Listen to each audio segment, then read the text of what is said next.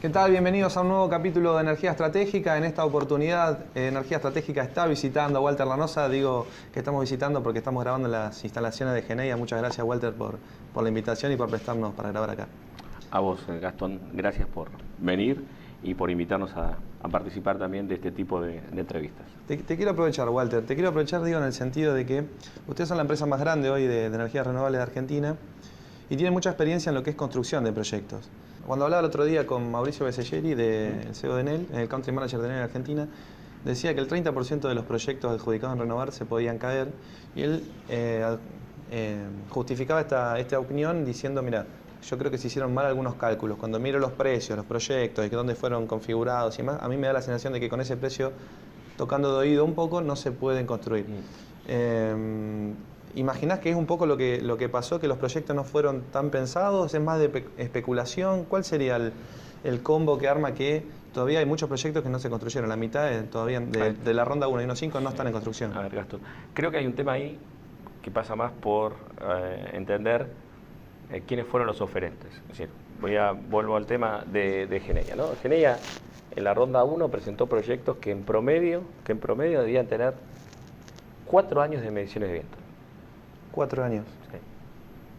En ronda 2 deben estar en equivalente o más, porque eran proyectos que teníamos ya visto. Ahora, cuando vos desarrollás un proyecto, vuelvo al planteo anterior, que es, no solamente mido el recurso energético que vea del cual voy a disponer, ¿sí? No es lo mismo, claro. Hay vientos en toda la Argentina, pero no todos los vientos van a tener la misma capacidad y calidad de producción. Entonces, esto es importante en el momento de definir dónde vas a emplazar tu sitio. Claramente, ¿hay evacuación o no hay evacuación? Es un elemento importante. Perfecto. Ahí, si querés, tenés 2 elementos importantes. Ahora, si vos después no considerás los costos asociados en función de la complejidad que tiene tu proyecto, es probable que ese proyecto pueda no llegar a ser realizable jamás. Es decir, vos hoy podés tener, vamos a plantear una utopía, pero un excelente proyecto, ¿sí? En Santa Cruz, del lado de la cordillera, y claramente si no tenés vía de acceso para llevar los equipos no vas a poder desarrollarlo jamás. Entonces, decir que tenemos recursos de viento... Sí, es petróleo en la luna. Exactamente. Entonces, acá se aplica lo mismo. Acá aplicamos los mismos conceptos. Cuando nosotros evaluamos proyectos eólicos, solares, biomasa, térmicos, miramos todos estos aspectos y tratamos de, justamente al momento de poner un precio, evaluar qué grado de profundidad tiene nuestros estudios para determinar qué grado de riesgo queremos asumir en cada una de las etapas. Entonces hay un trabajo realmente muy fuerte a nivel de evaluación de todos los riesgos de cada proyecto. Identificar los riesgos debe ser el elemento más importante que tiene cualquier proyecto de infraestructura. Y una vez que evaluaste los riesgos, hay un momento clave en todo esto que es definir un precio.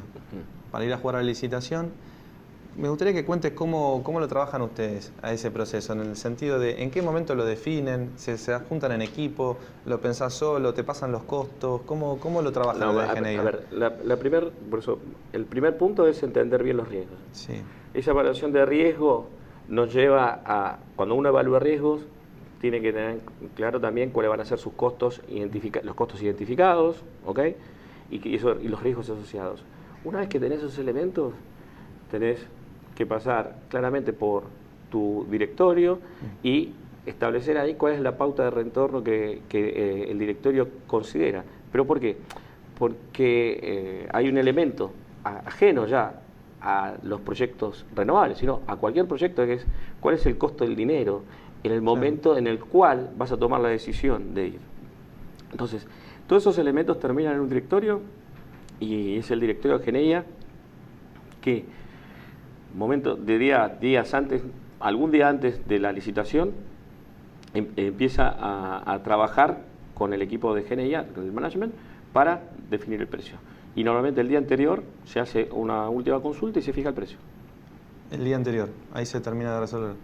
Y obviamente extra confidencial. En realidad el precio lo manejamos 3 personas. 3 personas. ¿Suelen compartir los precios una vez que lo presentaron? Nunca. ¿Nunca? No. Hay empresas que tengo entendido que hacen eso, que para saber de antemano, antes de que salgan los sobres, si ganaron o no ganaron. Nos han consultado y no hemos dado... No parece que no va a cambiar nada. Es decir, a mí no... Es ansiedad nomás. Es un tema de ansiedad, pero eso. Nosotros vamos a una licitación y cuando salen adjudicados y ganamos, estamos contentos, y si no ganamos, será que alguien hizo una mejor oferta y estamos contentos también. Porque hay riesgos que no queremos asumir. Claro. ¿Es transparente el proceso? ¿Cómo lo ves? Sí, yo lo veo transparente. A ver, creo que una de las bases del éxito de Renovar tiene que ver con un proceso que es perfectible.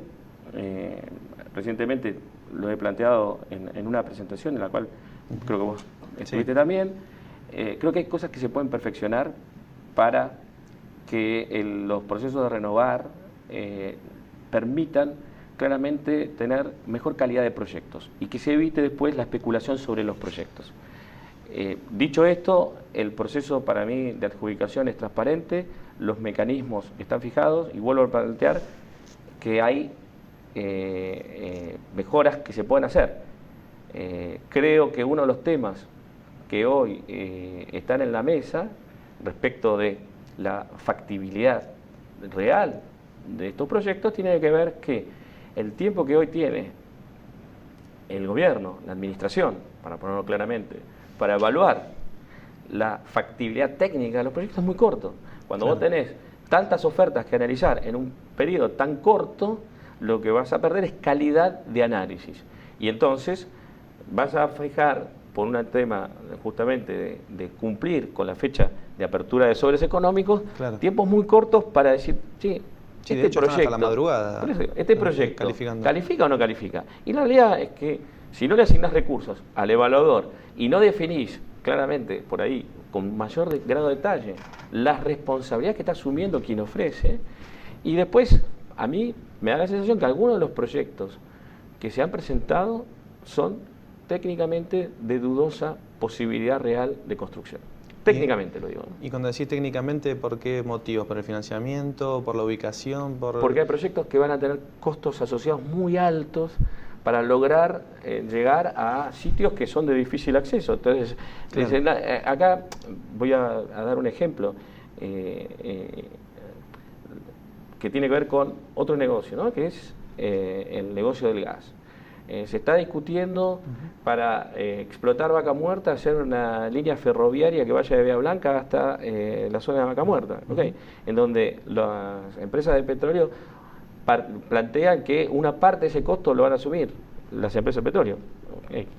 Deberían de asumir probablemente el 100% de esa obra, porque si es para una explotación que va a beneficiar al petróleo, me parece fantástico, pero está claro que si no se hace esa línea ferroviaria, muy probablemente los costos asociados de producción de Vaca Muerta van a estar claramente fuera de competitividad respecto de otros países. Entonces, acá hay un tema que nadie va a construir un camino para que alguien pueda tener un parque eólico al lado de la cordillera. Sí, me da la sensación, digo, comparando con el petróleo, que en el sentido de las renovables, cuando vos jugás en la licitación, tenés otra opción, o que es más común que se dé, que es vender el proyecto.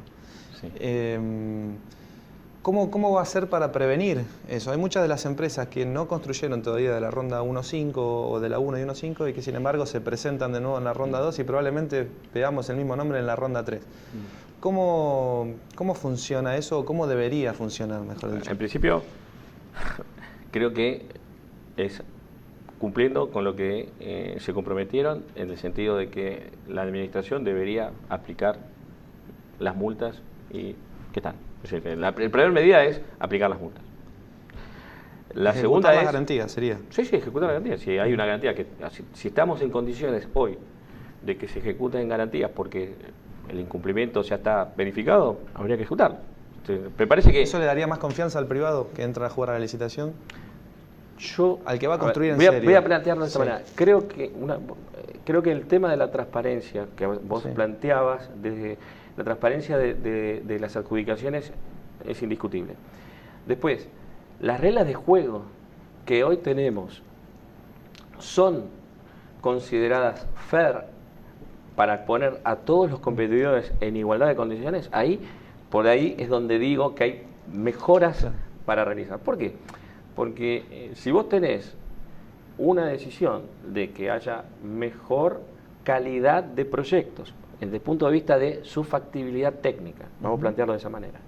Si después tenemos requisitos y condiciones que claramente permitan asociar que ese proyecto presentado por tal sponsor va realmente a ser ejecutado, porque hay cualidades de ese sponsor que está en condiciones de obtener el financiamiento del proyecto, es un segundo elemento. Es decir, ¿dónde queremos poner la vara? La vara de acceso, está claro que puede ser que sea tan restrictiva que esto quede para 4 players, lo que no sería bueno, claro, pero tampoco que haga que haya una playa de proyectos que hoy tengan dudosa ejecución y que estén disponibles en el mercado al mejor postor porque claramente su sponsor no está en condiciones de ejecutarlo.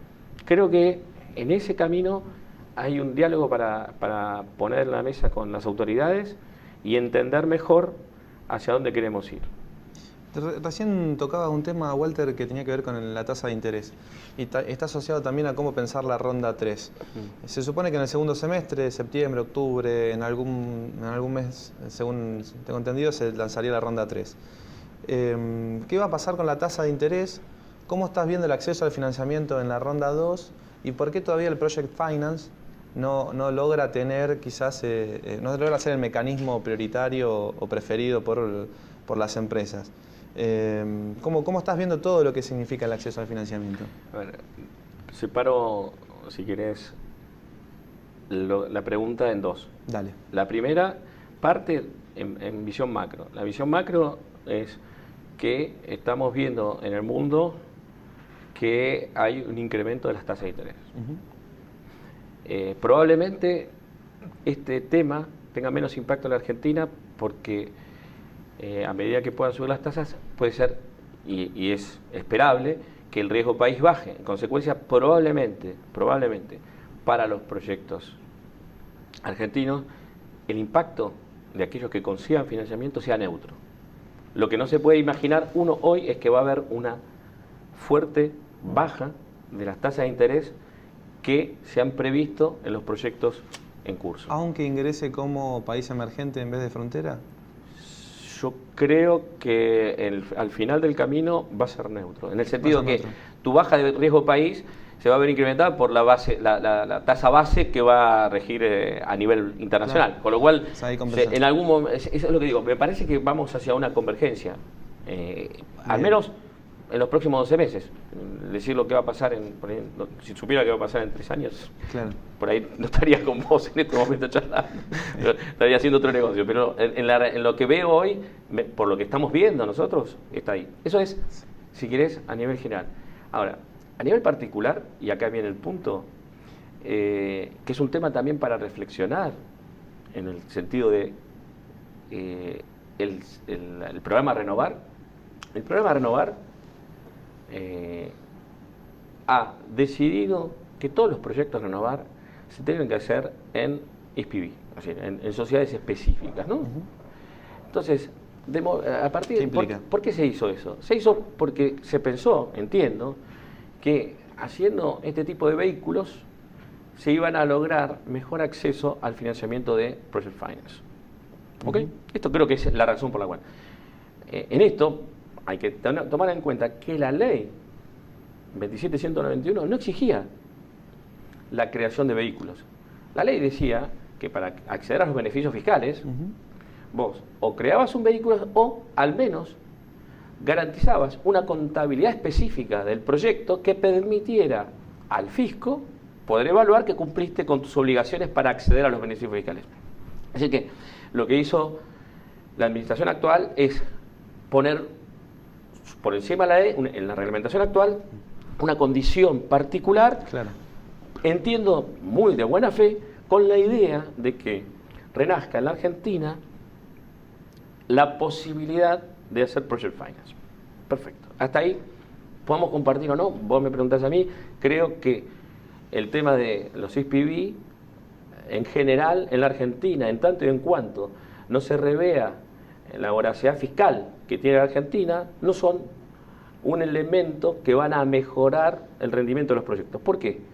Porque una empresa como Geneia, en este momento, con los proyectos que tiene adjudicados, está constituyendo más de 15 sociedades, ¿sí? 15 sociedades que no van a poder, ¿sí?, tener optimización fiscal porque son justamente independientes, y en Argentina vos no podés compensar beneficios o pérdidas de una compañía a otra, con lo cual habrá que armar una estructura financiera para que nosotros nos aseguremos los retornos que estamos esperando. Y vos podés ir bien en un proyecto y pagar ganancias y poder armar en el otro. Sí. En el equilibrio, cuando vos haces un proyecto como compañía, claramente tenés que ir a buscar una tasa de retorno promedio, y eso es, desde mi punto de vista, uno de los temas que también habría que abordar en el futuro respecto de si todavía el programa justifica tener SPV. Eso claramente para evitar... ¿Lo sugerís como un cambio para la ronda 3? Yo creo ¿sí? que si la ley hoy, que en definitiva es la rectora del programa, sí, no dice que todos los proyectos para asignar el beneficio fiscal tienen que tener SPV. En consecuencia, es un tema de la administración para rever este tema. Pero creo que es un punto que permitiría de movida acceder a algo que claramente es el acceso a los proyectos de financiamiento corporativo. Claro. ¿Por qué? Porque claramente ahí quien es el sponsor puede poner su balance para financiar el proyecto con la intención justamente después de ponerlo dentro de su activo final. Ahora, Walter, si no va a cambiar el acceso al financiamiento... ¿Sí? Y dale, dale. lo del Project Finance, por eso te decía, ¿por qué hay poco suceso en el Project Finance? Porque para poder alcanzar un financiamiento en un esquema de Project Finance puro, se requiere no solamente tener un buen proyecto, sino tener una estructura de funcionamiento que garantice que tu proyecto sea autosustentable para cualquier entidad de financiamiento. Porque el único recurso que va a tener esa entidad es quedarse con tu proyecto. Y la realidad es que las entidades no están preparadas para quedarse con los proyectos, están interesadas en prestarte el dinero y que vos se lo devuelvas. Y si el proyecto no les garantiza que eso va a suceder, y el proyecto ahí ya no es más el recurso, es la construcción en tiempo y forma, dentro del presupuesto que vos tenés asignado, y la operación durante la vida del proyecto. ¿Cuántos de estos sponsors que han aparecido Sí. en el programa Renovar están en condiciones de demostrarle a entidades financieras internacionales que están en condiciones de garantizar por 20 años esta condición? Y ahí creo que tenés la respuesta de por qué este esquema que nace de SPV, que nace para favorecer el Project Finance, cae en esta situación que me parece que es, una vez más, de poca factibilidad técnica, porque la calidad de la estructura no satisface las necesidades de los bancos. Y en todo este contexto que me estás contando, el financiamiento es muy importante en lo que determina después el precio. ¿Qué imaginás que puede pasar con los precios en la ronda 3, teniendo, por un lado, analizás que probablemente las tasas no tengan una variación, o por lo menos a la baja, o sea que no haya mejores condiciones en el futuro cercano, y por otra parte está el problema de la restricción del sistema de transporte, con lo cual si el privado se tiene que hacer cargo de las líneas, de las estaciones en la próxima ronda, va a empujar los precios para arriba. ¿Imaginás que en la ronda 3 puedan ser precios más altos o se va a seguir con esa misma curva? Es una probabilidad. ¿Es una probabilidad? Para mí sí. Es una probabilidad, a ver... ¿O se mantiene? Yo no creo que bajen. ¿Ha pasado en algún mercado? Yo no creo que bajen. Yo no creo que bajen. A ver, el tema de qué ha sucedido en otros mercados, la realidad es que el boom de las renovables tiene, si querés, sin subsidios. El boom de las renovables sin subsidios, cuando se juega en el mundo a nivel de competir, depende justamente de elementos de desarrollos tecnológicos. Si la gran baja de los proyectos solares tiene que ver con un elemento tecnológico que ha bajado sus costos, ¿ok? Pero en términos generales, sí, alcanzado su máxima eficientización en cuanto a la infraestructura, las condiciones que después van a generar los costos finales de inversión y OPEX están asociados más a cuestiones macro. Es decir, si el costo de las materias primas sube y sube el costo del acero, y bueno, van a tener un aumento, claro, y se terminó. Ahora, En este contexto, por eso decía, hay elementos, me parece a mí, estructurales, que si vos planteás una ronda 3 para fin de año, es probable que el efecto que vayas a ver es que no va a haber mejoras de precios. No va a haber mejoras de precios. Esto, dicho de otra manera, hay que mirar después cuáles van a ser los apetitos de los inversores respecto a los retornos esperados en Argentina. Y acá viene el punto. Si Argentina mejora claramente su percepción, o sea, respecto al mundo en cuanto a riesgo, es evidente que vos podrías considerar que también los retornos de Argentina esperables van a ser mejores o menores, claro, respecto de los que había en un país que estaba más expuesto a riesgos estructurales. Esto es también parte del juego. Ahora, a priori, si vos, con los ojos de hoy, sin hacer futurología, si tuviéramos que revisar hoy nosotros los precios, es probable que no estarían a la baja. Si no mal recuerdo, del año pasado jugaron en Solar, en la subasta. Sí. ¿Cómo van a jugar este año con Solar? Si es un nicho que están empezando a ver con más fuerza que antes. A ver, nosotros presentamos en la subasta anterior 300 megas, 3 proyectos. Quedamos, creo que en uno de ellos, $1 por debajo del adjudicado. O sea que realmente confiábamos en que podíamos llegar a ser adjudicatarios de alguno de los proyectos. No fue así. Entonces, estamos viendo ahora de probablemente hacer adquisiciones de algún proyecto que tenga buena calidad. Es decir, el concepto de ingeniería, para que quede claro, es tener siempre proyectos que sean realizables, que tengan calidad, y en ese sentido estamos viendo posibilidades. Pero aparte estamos desarrollando nuevos sitios. Básicamente creo que en un proceso de renovar 3 que llegue para el mes de septiembre, volveremos a presentar más de 700 megas. En total. Sí, entre eólico, solar y biomasa. ¿Y biomasa también van a seguir creciendo en ese nicho? ¿Están desarrollando proyectos? Biomasa, nosotros estamos haciendo un trabajo muy bueno con el proyecto de La Florida en Tucumán, que es un proyecto que tiene alto impacto a nivel de lo que es la industria azucarera, porque va a recuperar un subproducto de la producción del etanol, que es la vinaza, y que tiene un gran impacto en la calidad ambiental de la provincia de Tucumán. El proyecto sería capaz de justamente utilizar la vinaza como combustible, y si logramos asegurarnos el manejo de esa vinaza de una manera segura, podríamos replicar el modelo en otros ingenios, y en ese caso, si llegáramos para la ronda 3 con esta certeza, podemos presentar otro proyecto. Estamos evaluando. Ya para ir cerrando, Walter, no te quiero dejar de consultar también por el mercado a término. ¿Cómo lo estás viendo ese nicho? ¿Cómo está jugando Genei? Ya obtuvo prioridad de despacho en la primera adjudicación. En esta segunda tanda que vencía en marzo, ¿cómo están jugando? ¿Y qué es lo que esperás de este negocio? Si ves que se va a poder desarrollar en el corto plazo, o todavía viene más demorado, los grandes usuarios todavía no están queriendo cerrar energía a tanto plazo. ¿Cómo lo estás viendo? ¿Qué es lo que estás palpando en el mercado? A ver, a nivel mercado, comienzo a hablarte a nivel mercado. A nivel mercado creo que el suceso masivo del Matter va a estar dado no por las decisiones que se tomen en el Matter, sino por las decisiones globales que decida la administración actual respecto de si se va a impulsar o no el contrato entre privados. Pero yo no estoy hablando de energía renovable, sino de la energía. Es decir, acá hay que entender,